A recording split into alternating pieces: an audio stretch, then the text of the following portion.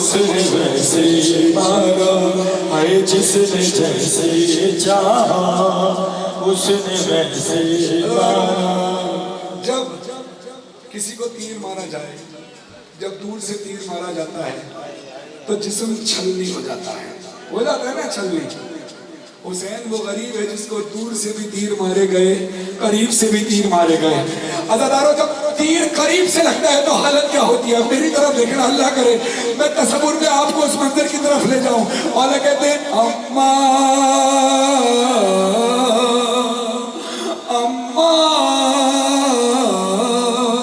پاس آ کے میرے تیر ہیں اتنے مارے، توڑ کر میرا بدن پشت سے باہر.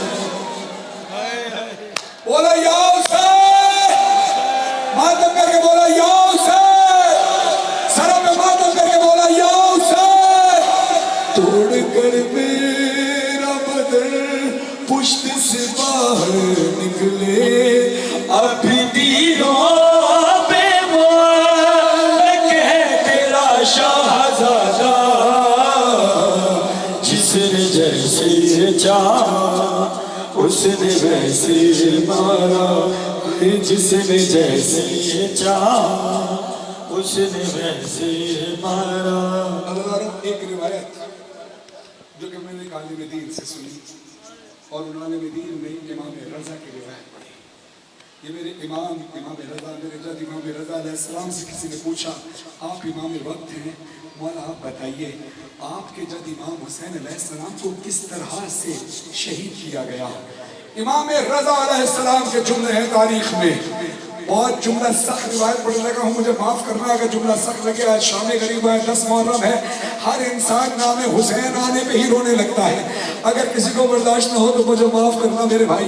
امام رضا علیہ السلام فرماتے ہیں سنو ہمارے جد کو ایسے مارا گیا جیسے کسی جنگلی بھیڑ کو مارا جاتا ہے.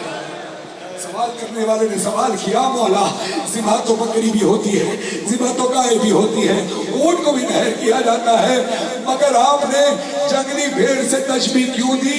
مولا فرماتے اس کی وجہ ہے عرب کے بہت سے قبائل ایسے ہیں جن کا یہ دستور، جن کا یہ شغل ہوتا تھا کہ وہ ایک بھیڑ کو پالتے تھے، اس کا خیال رکھتے تھے، اس کا احترام کرتے تھے، پھر ایک دن مخصوص کرتے تھے، اس بھیڑ کو میدان میں لے کر آتے تھے، سارے قبیلے والے جمع ہو جاتے تھے، سب کے ہاتھ میں ہتھیار ہوتے تھے، ہر قسم کے ہتھیار ہوتے تھے، پھر خوشی کا نغارہ بجتا تھا، اعلان ہوتے ہی اسی بھیڑ پر سارے قبیلے والے کوئی تلوار مارتا تھا، کوئی تیر مارتا تھا.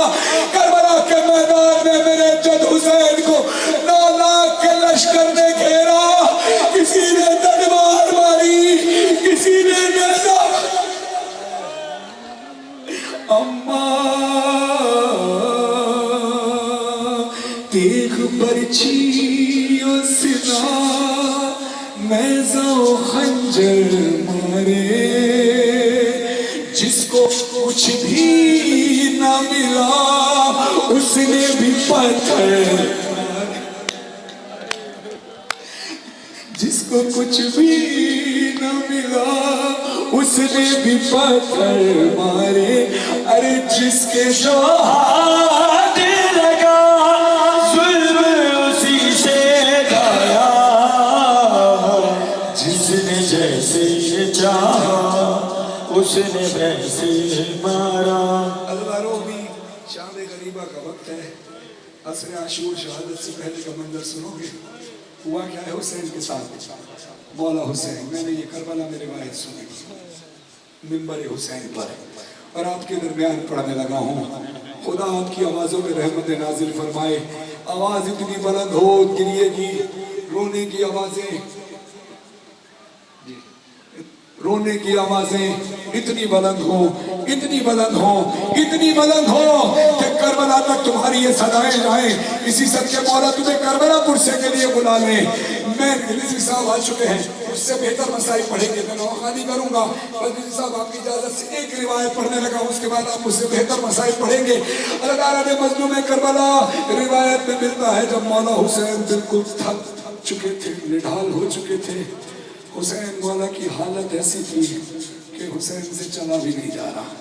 एक रेत के टीले पर टेक लगा के 3 दिन का भूखा प्यासा हुसैन, जिसने अकबर की लाश उठाई, जिसने असगर की लाश उठाई, जिसने कासिम की लाश उठाई, जिस्म से भी थका हुआ है, रूह से भी थक गया है।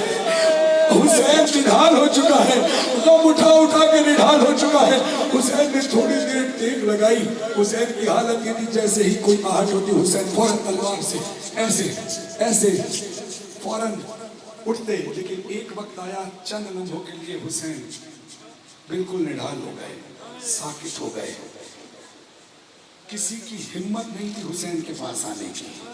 मगर जब देखा, उनको ये शक हुआ कि शायद अब हुसैन शहीद हो गए, मगर इसके बावजूद भी हैबत ऐसी थी, कोई करीब नहीं आ रहा था। जालिम आगे बढ़ते पीछे हटते, आगे बढ़ते पीछे हटते। मैं कहता हूँ अगर मैं ये मसाइल पढ़ के अगर मर भी जाऊँ ना, तो मेरी ज़िंदगी का हक अदा नहीं होगा। आप रो रो के शहीद हो जाएं, इस ज़िंदगी का हक अदा नहीं हो सकता। इस मसाइल का जो मैं जुमला पढ़ने लगा हूँ, जालिम करीब आते पीछे हटते, जिसमें से एक जालिम ने कहा, एक तरीका मेरे पास है, अगर हुसैन इस वक्त शहीद ना हुए, हुसैन के जिस्म में ताकत हुई तो हुसैन फौरन खड़े हो जाएंगे, और अगर इस जुमले पर भी ना खड़े हुए तो समझ जाना हुसैन शहीद हो गए, फिर हुसैन की लाश की पामानी कर देना। जालिम कहता है, सुनो, हुसैन के कान के करीब जाके जोर से पुकारो, चलो हुसैन शहीद हो गए, आओ हुसैन की बहन ज़ैनब के खैमों पर हमला करना। हुसैन उठे, अल्लाह हुसैन ने फिर शामियों को वासिले जहन्नुम किया। मगर एक वक्त आया जब हुसैन बिल्कुल निढाल होकर गिर गए। और ये कौन सा मकाम है? जहाँ आज मकाम इमाम ज़माना बना हुआ है, जहाँ पर आप इमाम ज़माना की ज़ियारत करते हैं, नहर अलकमा के पास। जो गए हैं गवाही देंगे, जो नहीं गए अल्लाह आपको लेकर जाए। ये तकरीबन 1.5 किलोमीटर के करीब का फासला है। कहाँ से? कत्लगाह इमाम हुसैन अलैहिस्सलाम से। वो कहाँ है? इमाम हुसैन के हरम के अंदर। इमाम हुसैन शहीद हुए कहाँ? गला कहाँ काटा शिमर में? कत्लगाह इमाम हुसैन जहाँ बनी हुई है, जो कि मकाम इमाम ज़माना से कितना दूर है? 1.5 किलोमीटर का फासला। सवाल करने वाले सवाल करते थे कि मौला आए कैसे इस हालत में हुसैन घोड़े से जमीन पर आए कैसे? घोड़े से जमीन पर आ गए, मगर जब इस हालत में हुसैन से चला नहीं जा रहा तो कत्लगाह तक कैसे गए? इतना सफर हुसैन ने इस हालत में कैसे तय किया? तो सुनो, हुसैन पर बातें, अम्मा अम्मा अम्मा अम्मा जिस्वा अम्मा जख्म खाते हुए घोड़े से जमीन पर मैं गिरा था, निढाल सके उठा भी नहीं जाता था। सुन के आवाज मेरी शिमर मेरी समत बढ़ा, कत्लगाह तक मुझे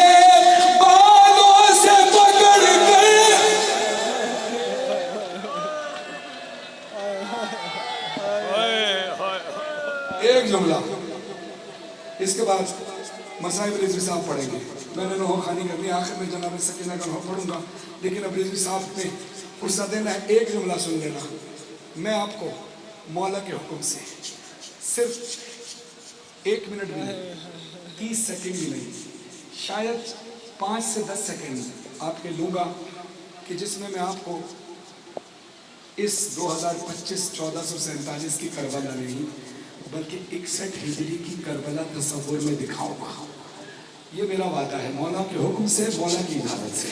मगर आपने सिर्फ एक काम करना है, بغیر سوچے سمجھے جو میں کہہ رہا ہوں نا، آنکھیں بند کرنی ہے اور دونوں ہاتھوں سے جیسے میں ماتم کر رہا ہوں ویسے ماتم کرنا ہے، اور آنکھ بند کر کے صرف جو میں پڑھ رہا ہوں نا وہ سوچنا اور تصور کرنا میدان کربلا میں حسین کی پامالی۔ دیکھو دونوں ہاتھوں سے جیسے میں ماتم کر رہا ہوں بغیر سوچے سمجھے، جہاں کھڑے ہو ایسے ماتم شروع کرو، ایسے تیز تیز زور سے آواز گونجے اور تیز، آنکھیں بند کر لو، ماتم کرتے رہو، ان آوازوں پہ غور کرو۔ کچھ ایسی آوازیں تھی میدان کربلا میں جب حسین کی لاش پر گھوڑے دوڑائے جا رہے، یا حسین بولا یا حسین،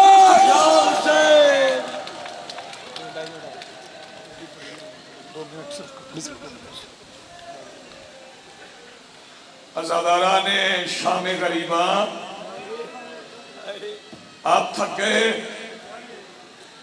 زنجیر